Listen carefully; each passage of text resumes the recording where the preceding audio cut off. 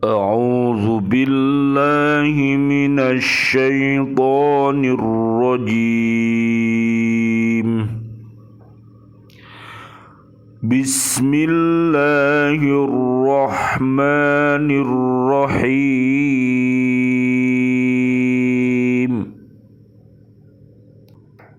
وقال لهم نبيهم إن آية ملكه أن يأتيكم التابوت فيه سكينة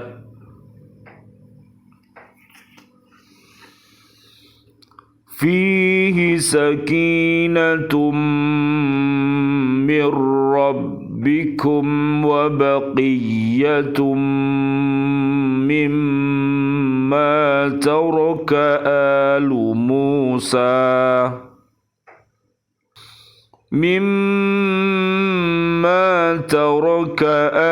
موسى وآل هارون تحمله الملائكة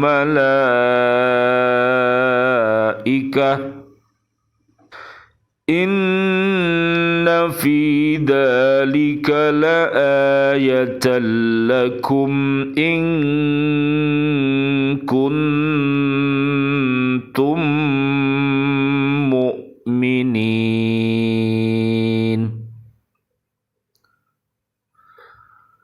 Dan Nabi mereka berkata kepada mereka, sesungguhnya tanda kerajaannya ialah datangnya tabut kepadamu, yang di dalamnya terdapat ketenangan dari Tuhanmu dan sisa peninggalan keluarga Musa dan keluarga Harun yang dibawa oleh malaikat.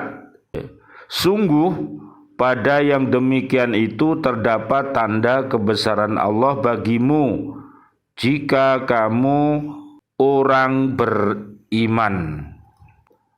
Surat Al-Baqarah, surat kedua, ayat 248.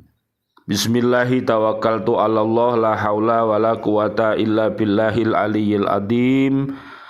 Asyhadu an la ilaha illallah wa asyhadu anna Muhammadar Rasulullah. Allahumma sholli wa sallim wa barik ala sayyidina Muhammad wa ala alihi wa ashabihi ajma'in walhamdulillahi rabbil alamin. Allahumma hdina siratal mustaqim siratal anbiya'i wal mursalin. Allahumma khtim lana bil Islam, Allahumma khtim lana bil iman, Allahumma khtim lana bil ihsan, Allahumma khtim lana bi husnil khatimah. Wa na'udzubika min su'il khatimah, wa na'udzubika minal kafirin, wa na'udzubika minad dhalimin, wa na'udzubika minal fasikin, wa na'udzubika minal munafikin, wa na'udzubika minal musyrikin. Amin ya rabbal alamin. Bi'aunillah, bi'idnillah, biridhoillah. Alhamdulillah pada kesempatan kali ini kami bisa hadir kembali di bumi Kota Baru Riyorejo, Gresik, Jatim, Indonesia, untuk senantiasa berhaqqa tilawati, berhaqqa tuqatih, dan berhaqqa jihadi. Mudah-mudahan dengan wasilah ini diri kita, keluarga besar kita, dan umat Islam di bumi ini senantiasa mendapatkan rahmat dan bimbingan dari Allah Subhanahu wa ta'ala, sehingga dia bisa mencintai Allah, bisa mencintai Rasulullah melalui Al-Quran dan As-Sunnah, pusaka yang telah diwariskan oleh Rasulullah Muhammad sallallahu alaihi wasallam.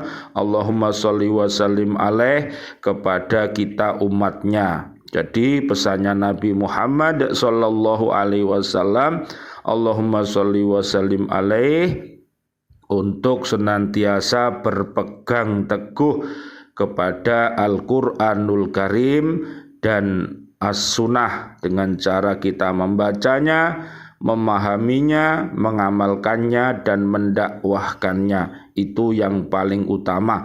Mudah-mudahan senantiasa Allah memberikan pertolongannya biaunillah, biidnillah, biridhoillah, sehingga kita akan mampu menjauhi segala perbuatan keji dan mungkar, dan kita mudah-mudahan didekatkan perbuatan-perbuatan yang baik. Allahumma arinal haqqo haqqo warzuqna tiba'ah wa arinal batila batila warzuqna jatinabah. Amin ya rabbal alamin. Kajian kita pada kesempatan kali ini surat Al-Baqarah ayat 248 tentang kepemimpinan. Jadi sekali lagi syarat ya untuk menjadi pemimpin yang baik itu kalau di NKRI ini adalah beriman takwa. Jadi kita harus memahami yang namanya falsafah luhur Pancasila, ketuhanan yang Maha Esa, kemanusiaan yang adil dan beradab, persatuan Indonesia, kerakyatan yang dipimpin oleh hikmat kebijaksanaan dalam permusyawaratan perwakilan, keadilan sosial bagi seluruh rakyat Indonesia. Jadi apabila falsafah Pancasila yang telah dirumuskan oleh bangsa Indonesia ini diamalkan, maka insyaallah dengan izin Allah Subhanahu wa taala, dengan pertolongannya Allah Subhanahu wa taala, dengan ridhonya Allah Subhanahu wa taala, maka mudah-mudahan NKRI ini menjadi baldatun thayyibatun wa rabbun ghafur, yaitu bumi yang aman, nyaman, dan penduduknya adalah orang-orang yang beriman takwa, yang rajin senantiasa beristighfar dan bertaubat kepada Allah apabila dia melakukan sebuah kesalahan. Mudah-mudahan selamat dunia akhirat dan terbebas dari api neraka. Allahumma amin amin ya rabbal alamin. Samuel menyatakan kepada Bani Israel bahwa Allah Subhanahu wa taala telah memilih Tolut sebagai raja yang akan memimpin mereka berperang melawan orang Amalik atau Amalikoh atau Amalekit, sebagai tanda bahwa Tolut itu betul-betul telah dipilih oleh Allah Subhanahu wa taala. Ialah kembalinya tabut. Tabut itu adalah peti pusaka kepada Bani Israel setelah beberapa tahun hilang dari tangan mereka karena dirampas oleh musuh. Di dalam tabut itu disimpan beberapa benda sisa peninggalan keluarga Musa alaihissalam dan keluarga Harun alaihissalam, seperti tongkat Nabi Musa alaihissalam, sandal, serban Nabi Harun alaihissalam, dan beberapa potong pecahan dari piring batu yang dibawa oleh Nabi Musa alaihissalam dari Gunung Sinai. Jika Bani Israel mengadakan peperangan, maka tabut itu selalu dibawa mereka bersama tentara karena dirasakan oleh mereka bahwa tabut itu dapat menimbulkan semangat dan keberanian dalam peperangan. Ya, jadi sekali lagi ini sebuah kisah yang dialami oleh Bani Israel. Jadi sekali lagi umat ini akan menjadi kuat apabila mau berpegang teguh kepada kitab sucinya, ya. Pada waktu itu punya kitab yang namanya kitab Taurat. Makanya Bani Israel ini sangat menghormati peninggalan Nabi Musa alaihissalam, peninggalan Nabi Harun alaihissalam, sampai dibawanya seperti itu. Jadi bukan dalam arti untuk berbuat yang syirik, tidak, ya. Artinya yang perlu dikaji dan diamalkan adalah kitab Tauratnya. Jadi sekali lagi kalau orang itu mencintai nabinya, maka sampai yang namanya peninggalannya itu tetap dirawat dengan baik dan digunakan sebagai tanda bukti bahwa mereka punya nabi-nabi yang luar biasa, sehingga timbullah semangat perjuangan ini sehingga bisa melanjutkan perjuangan mereka. Jadi semuanya kalau kita tilik seluruh para pejuang-pejuang di negeri kita Indonesia ini juga begitu, ada pesareannya, ada makamnya, ya, tempat dia dimakamkan di makam-makam pahlawan itu ya di bumi Indonesia ini, dan beserta peninggalannya seperti misalnya Pak Insinyur Soekarno, ya, itu di Blitar sana luar biasa, ada makamnya dan ada peninggalan itu, sehingga dengan begitu umat ini bisa membaca sejarah perjuangan para pahlawan-pahlawannya, sehingga diharapkan generasi-generasi penerus itu bisa melanjutkan estafet perjuangannya begitu. Kemudian dalam suatu peperangan antara Bani Israel dan orang-orang Amalek, Bani Israel menderita kekalahan yang mengakibatkan tabut itu tadi dirampas dan dibawa lari oleh musuh.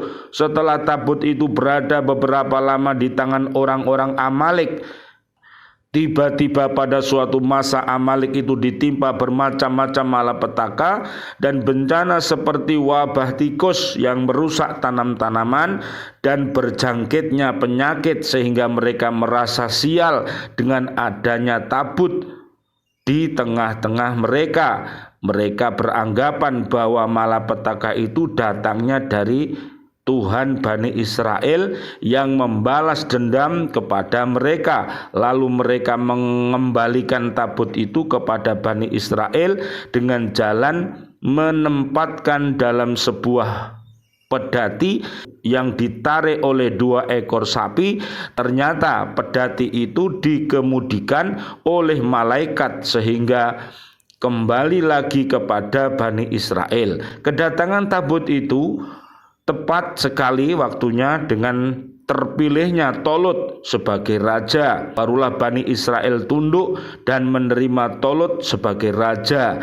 Sebab yang demikian itu adalah bukti dari Allah Subhanahu wa ta'ala bagi orang-orang yang beriman takwa. Jadi ada dulu raja yang luar biasa yang namanya Raja Tolut. Nah, sekarang kita lihat intisari ayat ciri pemimpin, ilmu dan performa.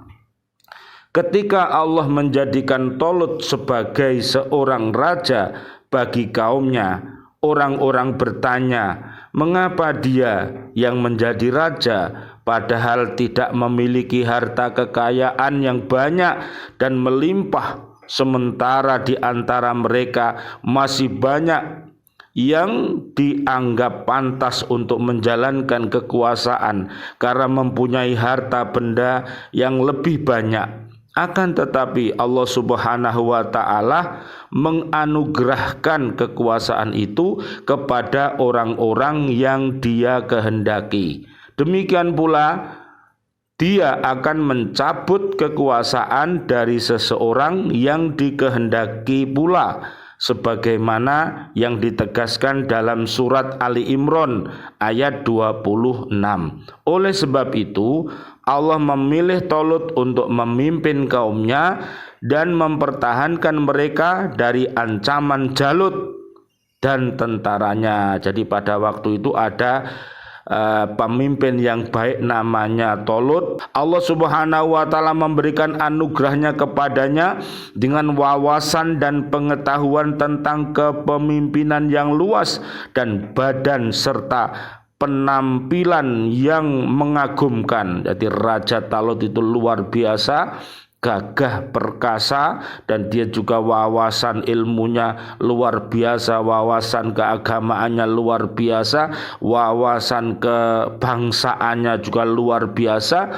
Nah, dalam hal ini ada dua kelebihan yang dimiliki oleh Raja Talut, yaitu menguasai ilmu kepemimpinan dan performanya yang mumpuni. Kedua hal itu lebih utama dibandingkan kaumnya yang sekedar melimpah harta, ya. Quran surat Al-Baqarah ayat 248.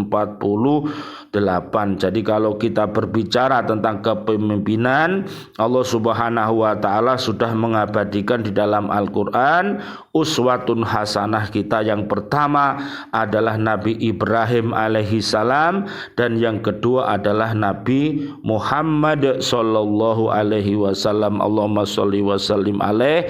Yang punya sifat mulia sebagai seorang pemimpin itu harus punya sifat. Si itu sidik, fa itu fatona, a itu amanah, dan ta itu adalah tablik. Jadi sehingga kepemimpinan ini sampai di akhir zaman nanti, siapapun yang akan memimpin, ya, di bumi ini, maka syaratnya harus punya sifat akhlakul karimah, harus punya Islam yang kokoh, iman yang kokoh, ihsan yang kokoh, dan orientasinya adalah untuk selamat dunia akhirat dan terbebas dari api neraka. Mudah-mudahan seluruh pemimpin-pemimpin yang akan dijadikan oleh Allah Subhanahu wa taala di bumi ini, Allah memilihkan pemimpin-pemimpin yang terbaik nantinya.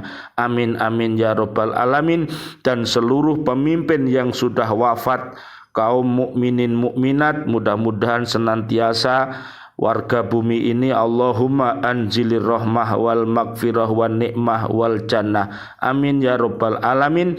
Dan doa kami untuk seluruh para pemimpin dan warga bumi ini yang masih hidup, seluruh kaum muslimin muslimat, mudah-mudahan Allah berikan rezeki mulia dan maqam mahmudah dengan kerja yang keras, kerja yang giat, dengan kerja yang terbaik, berusaha, berdoa, berikhtiar, dan lebihnya harus bertawakal kepada Allah Subhanahu wa taala.